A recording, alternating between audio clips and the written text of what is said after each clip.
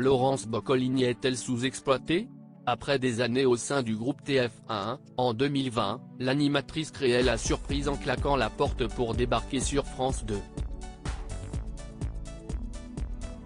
Mais voilà qu'elle serait sur le départ. Ce vendredi 23 juin, Laurence Boccolini sera l'invitée de chez Jordan sur C8.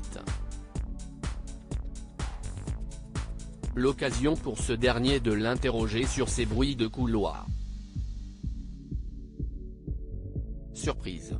Laurence Boccolini a confirmé avoir des discussions avec sa direction quant à son avenir. Oui, si est fondé, reconnaît la principale intéressée. Et de développer, ce sont des discussions que j'ai avec Stéphane Citebon-Gomez, le numéro 2 de France Télé, et avec ma direction. À 60 ans, Laurence Boccolini s'interroge sur la suite de sa carrière et ses envies. Ce sont des discussions totalement légitimes. J'ai 60 ans, je me pose la question: est-ce que je reste? Est-ce que je refais un tour de piste avec le jeu? Ce sont des discussions que j'ai vraiment parce que je me suis moi-même posé ces questions-là et j'ai besoin de le dire, explique-t-elle. Néanmoins, elle l'assure, elle est heureuse de présenter tout le monde et veut prendre sa place où elle officie depuis août 2021 en remplacement de Nagui.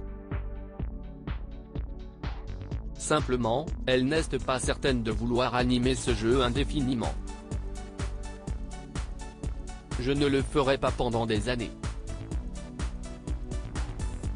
Ces réflexions-là, on ne les a pas quand on a 30 ans, admet-elle.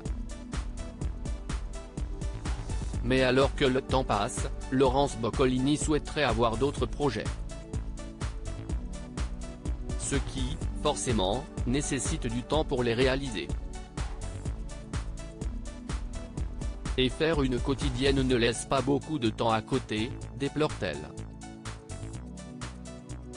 Laurence Boccolini aimerait animer un jeu en access et puis, l'animatrice de l'Eurovision regrette toujours de ne pas avoir été choisie pour incarner la version française de Drag Race, qui a été confiée à Daphné Burki et qui revient pour une saison 2 dès le 30 juin.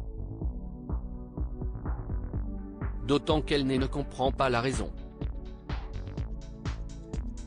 À défaut, Laurence Boccolini aimerait revenir à la présentation d'un jeu en access, et plus particulièrement de Money Drop. J'aimerais bien refaire Money Drop. J'adorerais le refaire, confie-t-elle. Un cri du cœur, mais celui-ci pourrait-il être exaucé par France 2? Ou va-t-elle revivre ce qui l'avait poussé à quitter la Une? J'avais la sensation de ne plus travailler du tout et de tourner en rond. On me décrivait comme une animatrice phare de la chaîne, et ça me gênait énormément.